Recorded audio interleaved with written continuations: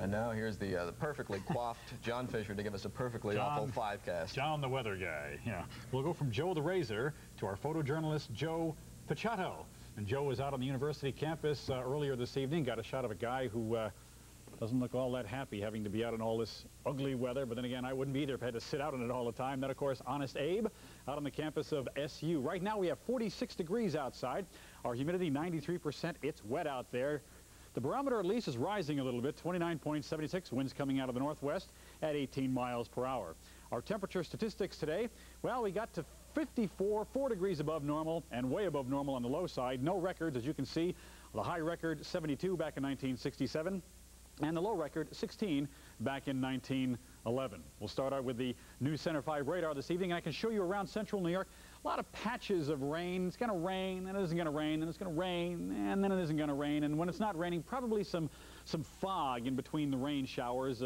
Winds are going to light this evening. We're down to getting very close to the dew point and a lot of moisture in the air. So when it's not raining, it'll probably be foggy, especially in low-lying areas. Do be aware of that.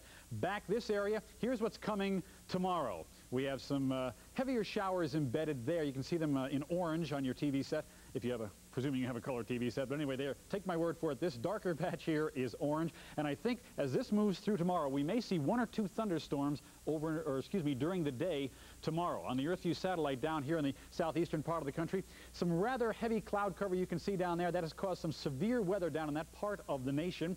Some heavy winds, some heavy thunderstorms. Some winds blew over a tree down in Louisiana, landed on a house. No injuries as far as we know. Some golf ball-sized hail, and all that stuff is headed out to the Atlantic Ocean. Not to worry about that. But take a look at this arc up here.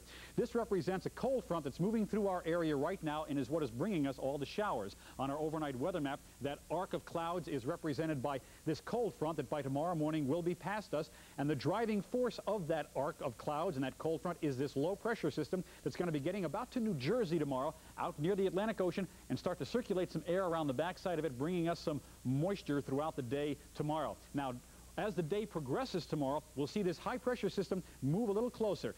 Moisture coming around the backside of this, combined with cold air coming down around the front side of this high pressure system, will cause a mixture that will give us some flurries tomorrow night and probably into Wednesday morning.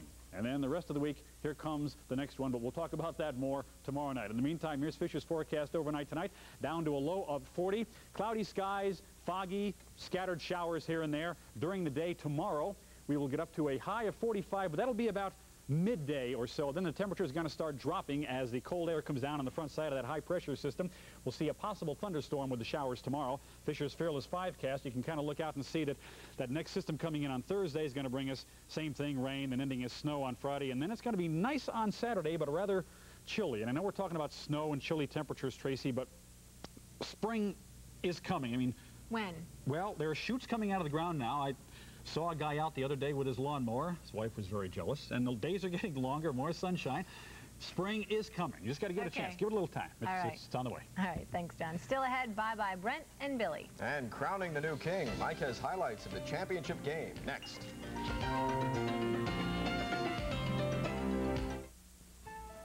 This is money you lose feeding your dairy herd alfalfa contaminated with quackgrass.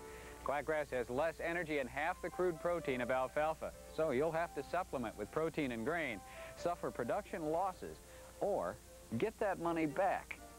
Get rid of quackgrass with Ranger herbicide. Ranger kills quackgrass down to the roots, so it won't come back. Yet Ranger won't carry over, like atrazine. Do the job right with Ranger, the better way to make better hay. New York State means business, but for this manufacturer, continued success meant staying competitive. How? By modernizing equipment and expanding to this new location. But it couldn't have happened without financial assistance from New York State.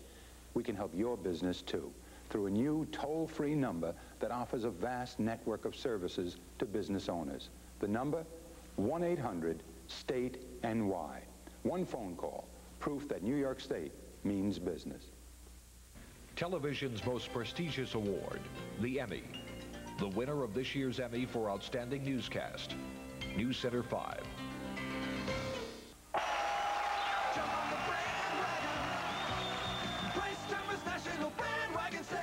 Save on the brands you love, the ones you always use. What we are talking of are all of these the Jews.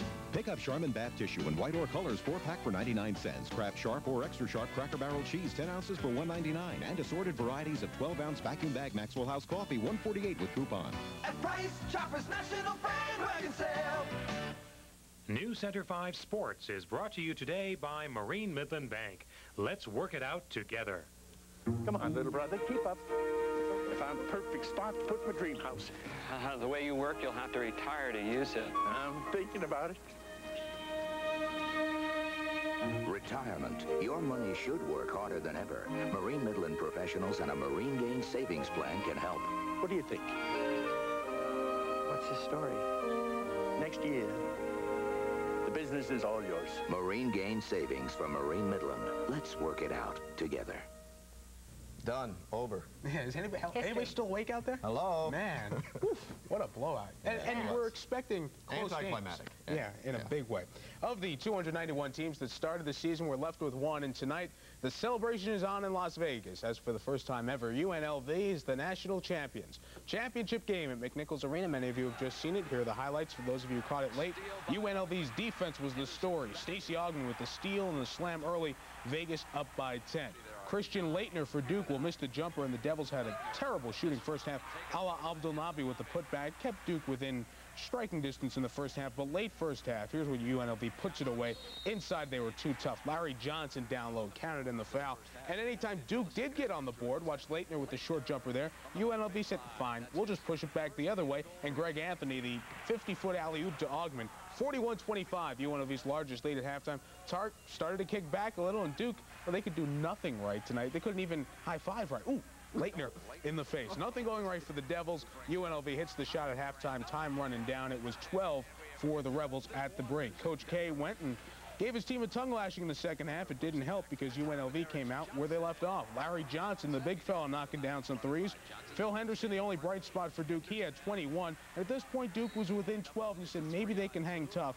And then Vegas just went on an 18-0 run and said, let's size up our fingers for the rings. Anderson Hunt with the 3. Augmon, who had 29, another long pass, going to the easy layup for Hunt.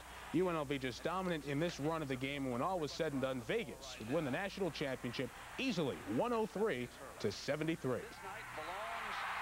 No, I love UNLV. I love what I'm doing.